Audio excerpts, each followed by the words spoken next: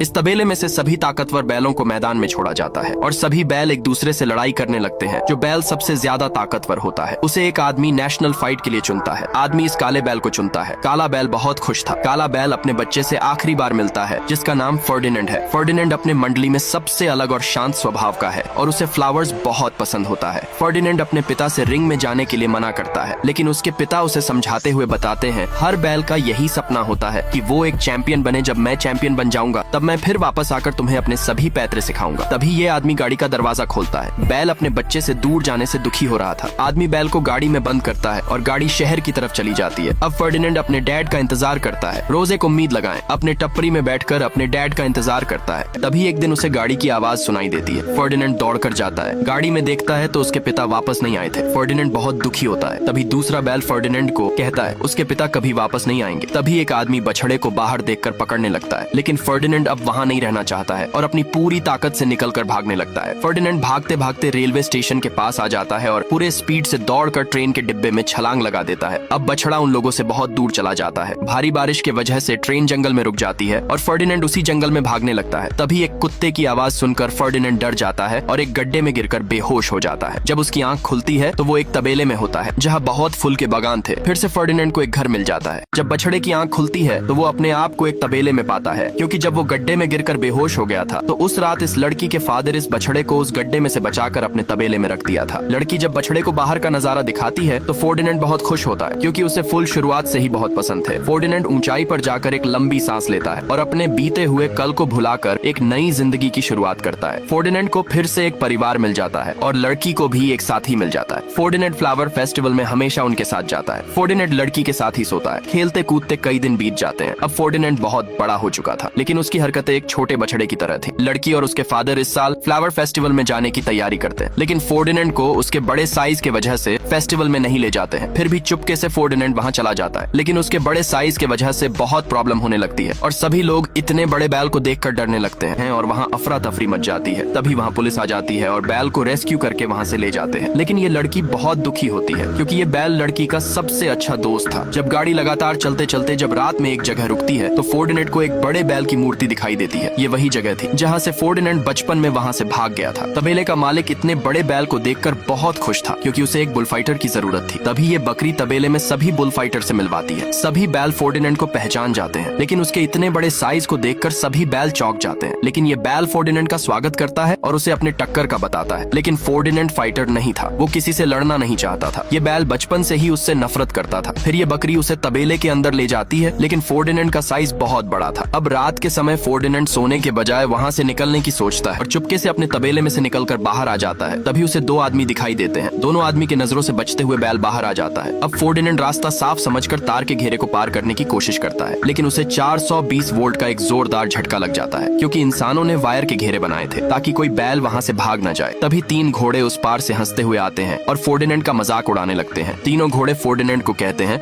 ये जगह हम शानदार घोड़ों का है, अगर तुम अगली बार से इस पार आने की कोशिश करोगे तो हम इंसानों को बता देंगे। फर्डिनेंड दुखी निराश होकर वापस तबेले में चला जाता है। अगली सुबह तबेले में एक आदमी कार से आता है। ये आदमी कोई और नहीं, ये वही आदमी है जो हमेशा बुल फाइट के लिए एक बुल सेलेक्ट करता है और कमजोर बैल को मार देता है। लेकिन इन सभी बैल को ये नहीं पता था। तबेले का मालिक सभी बैल को मैदान में छोड़ने को कहता है। सभी फाइटर बैल खुश थे, लेकिन फर्डिनेंड खुश नहीं था, क्योंकि वो सिर्फ अपने घर जाना चाहता था। जब सभी बैलों को मैदान में छोड़ा जाता है तो फर्डिनेंड लड़ने के बजाय बच रहा था। उसे लड़ने के लिए बकरी भी उकसाती है, लेकिन वो लड़ना नहीं चाहता था। तभी बुल सेलेक्ट करने आया। आदमी तबेले के मालिक से कहता है तुम्हारे बुल्स में जोश और ताकत की बहुत कमी है। ये कहकर जाने लगता है। तभी तबेले का मालिक उस आदमी से एक दिन का मौका और मांगता है, लेकिन दूसरी तरफ फर्डिनेंड सिर्फ यहाँ से भागने का प्लान बना रहा था और एक रात सभी बैल को जगाकर उनको यहाँ से अपने साथ भागने को कहता है। लेकिन ये सनकी बैल फर्डिनेंड की एक नहीं सुनता है और उसे डरपोक और कमजोर बैल समझकर उससे लड़ाई करने लगता है। सनकी बैल फर्डिनेंड को एक जोरदार धक्का मारता है, जिससे दोनों तबेले के बाहर आ जाते हैं। ये बैल फर्डिनेंड को बार बार लड़ने के लिए उकसाता है, लेकिन फर्डिनेंड उससे नहीं लड़ना चाहता था। तभी ये बैल फर्डिनेंड से लड़ने लगता है। ताकतवर फर्डिनेंड के एक झटके से सनकी बैल का एक सिंग टूट जाता है। तभी ऊपर से वही आदमी फर्डिनेंड को फाइट के लिए चुनता है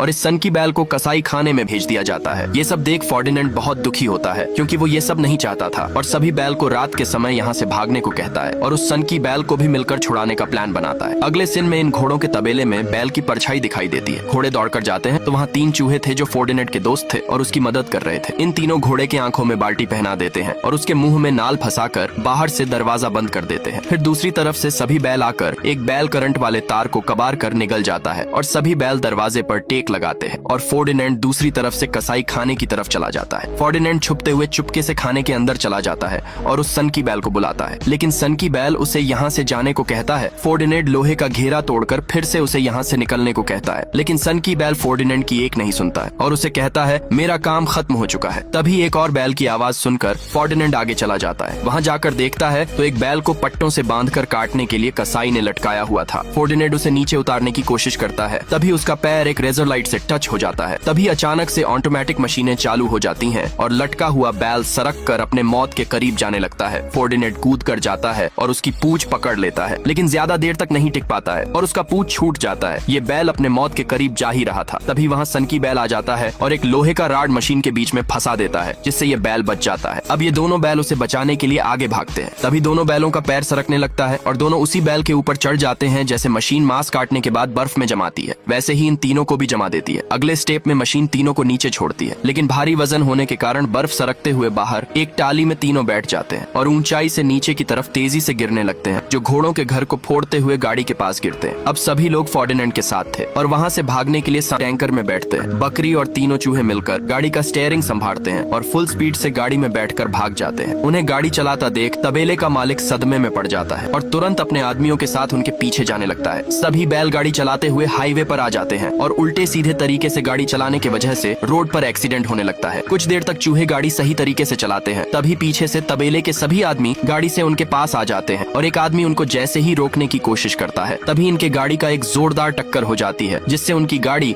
हाईवे के उस पार पलट जाती है। ये सभी बैल आगे जाकर एक बहुत बड़े जाम में फंस जाते हैं। सभी बैल रास्ता साफ होने का वेट कर ही रहे थे, तभी पीछे से बैल का मालिक आ जाता है। आदमी को पास आता देख सभी बैल गाड़ी में से निकलकर ट्रैफिक नियमों की धज्जियां उड़ाते हुए भागने लगते हैं, जिससे मार्केट में अफरा तफरी मच जाती है। बैल भागते हुए रेलवे स्टेशन के पास आ जाते हैं और एक रेल के सबसे लास्ट वाले डिब्बे पर सभी बैल चढ़ जाते हैं, लेकिन फर्डिनेंड उस पर नहीं चढ़ता है और अपने आप को उनके हवाले कर देता है।